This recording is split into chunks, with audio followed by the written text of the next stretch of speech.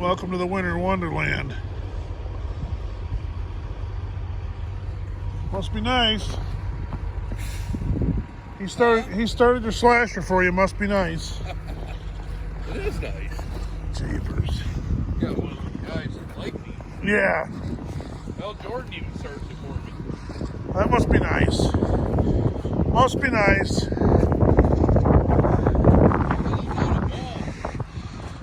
Whoa. Oh.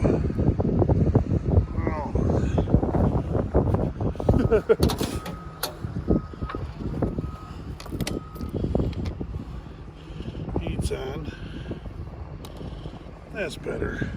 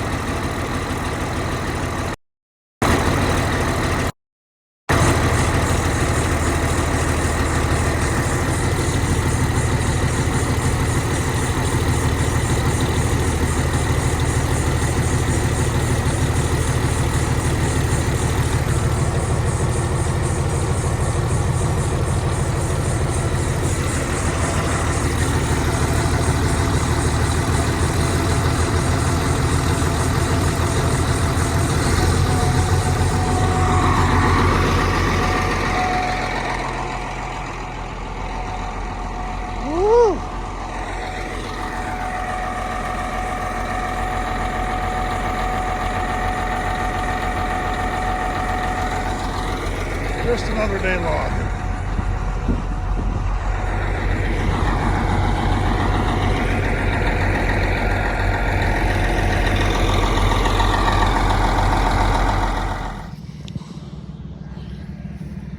We're back. Trucks are gone. Tony's over here doing nothing, as usual. No, he's dealing with the chipper. He'll never watch this, so we don't have to worry, but we can talk about him all we want. So I get questions all the time, and one I get on a consistent basis is, why do we cut the logs the lengths that we do? So everybody, I had a comment like a week ago, somebody was like, hey, if you cut them longer, you could get paid way more for them. And that's just not the way it works around here. It's a total, they're probably from the south. I don't know, they could be from anywhere, I guess. But this, in our area, it changes everywhere you go, but this is how we load logs, like in our area. Like over here, we're actually loading logs. Those logs he's loading on that truck right now are shorter than our shortest logs. So the area that we're in, all the log trucks are pretty much the same. The only time you haul longer ones is when you're hauling like big grade logs, and big logs like that, which I don't know what the percentage is, but almost everybody hauls this type of stuff here. We don't haul like this, like the stuff that Cotton Top does. Okay, that's like we don't do that around here. That's just not how how we do it. So or anybody does it around here. It's just not done. So like that's pine there. That goes to a certain mill. This is 8-foot aspen here. That goes to a different mill. That's 8-foot hardwood there. That goes to a different mill. This is 10-foot hardwood here. This goes to a different mill. So them 4 species all go to a different mill. Those back there, that's firewood. That'll go to the shop. And then that there is some 10-foot and 8-foot. He moved out of the way. So yeah, so when you look at this, you're actually hauling to 5 different places. So they all get hauled to different. It's not like we just take them all to one mill. They all have to be sorted out for species, except for your hardwoods. These are more like you'll have a few maple in there, or some oak. I think that's all the hardwood that was on this. I didn't see anything else other than you have white oak and red oak, and then you have some soft maple. That's kind of all that's in here. And then over there is white pine. And then as you can, oh man, they cut her all down. There was some, look at that big white pine way back there. And this is all small white pine standing. And that looks like, what is that one? It's a nasty red. But like these are red pine standing here. All that over there is red pine. That's what he's hauling out of there. We're not doing the red pine. That's not our cup of tea. That's going somewhere else. So they come in here, they process the red pine. They didn't want the white pine, so we took some white pine logs off and chipped the pine tops. So, and we even had a question about that yesterday or the day before. Somebody commented, I thought you guys didn't do pine. Well, we've been doing pine now for since March, probably. Maybe before that, we've been doing pine. We've been flailing pine for a mill. So yeah, so we do that. And then that's kind of how our logs work. They're all, and a lot of times we'll cut our aspen 10-foot. On the job down, the other job where the Serco 300's at, all that aspen's 10-foot down there because the mill that was right down the road from there, they wanted 10-foot. But right now, the place close to this one that we're hauling, they want 8-foot. So that changes on a wild basis, and every now and then you change stuff in here, so you got to kind of be on top of stuff. And each job has different species of wood on it. This one has a lot of oak. That's why when you look at that, that's like all oak. And you look at that, and it's like 90% oak. I mean, you gotta look at that little soft maple here, a couple soft maple over there. So yeah, I mean, you got a soft maple, if you can see it right there. It's hard for you to see because we're backed up. But yeah, it's almost all oak. It's just the ground that's growing oak right here. And you got your red pine, which is a real sandy soil is what grows that. So that's why this job, we can actually work right now. The job down south, that job had some hard maple and aspen and beech. That's a real clay soil. So you have that clay. That's why we're not working there because we could never get it in or out of there. It's a real heavy soil. This sand took a bunch of rain, and it's not that bad at all. So that's kind of how it works.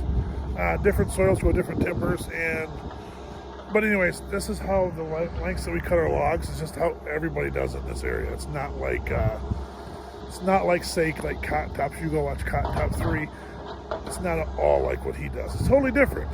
But we're all like in the logging thing. And so when people say like, oh, you're a logger, like you run a chainsaw, it's like, no, we're mechanicalized. So like we run equipment. Tony over there, he just runs his mow. But that's just kind of how we do it. There's like no two are the same. What? Don't be pretending like that's our production. No, that's not our production. We couldn't stack that good.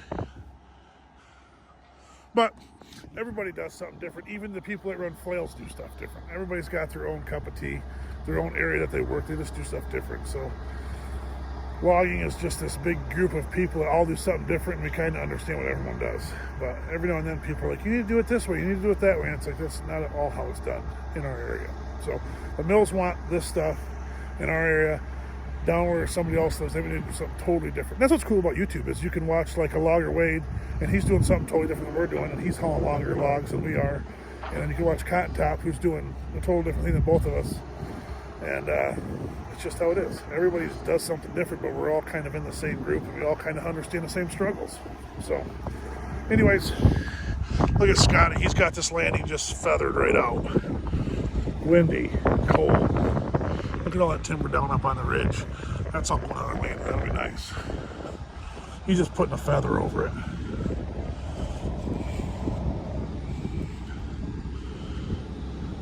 Real nice job. This guy's been working hard the last couple days. Yesterday all by himself, and then today making it happen. He backplayed that road a couple times. That's the way it's out of door. This looks like. Oh yeah.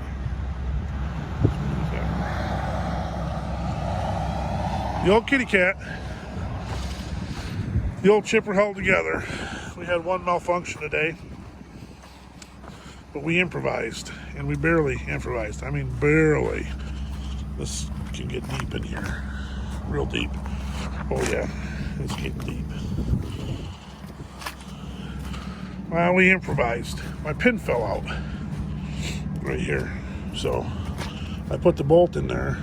But the bolt, the threads are, the threads come right here. So Scotty torqued her down, and that got us through the last couple loads. But this cylinder's completely whopped right out. You open it up, and it just, on one side will close all the way up, just in a matter of seconds. So I need to go to the shop. I'm sure there's pins down there. Get a pin, and then need a couple more bolts. Tool truck needs some more bolts just in case anything happens. But I lost it, and you couldn't find it. I couldn't find it. We looked and looked, and eventually I said, we had a bolt barely big enough, and we had a shorter one that could have worked if we spun it around and drilled a hole through here for your keeper bolt. But that worked. But anyways, I guess, there you go. Slashers up in the air. Log pile. Beautiful, beautiful property. Gorgeous. Just keep rolling. Thanks for watching.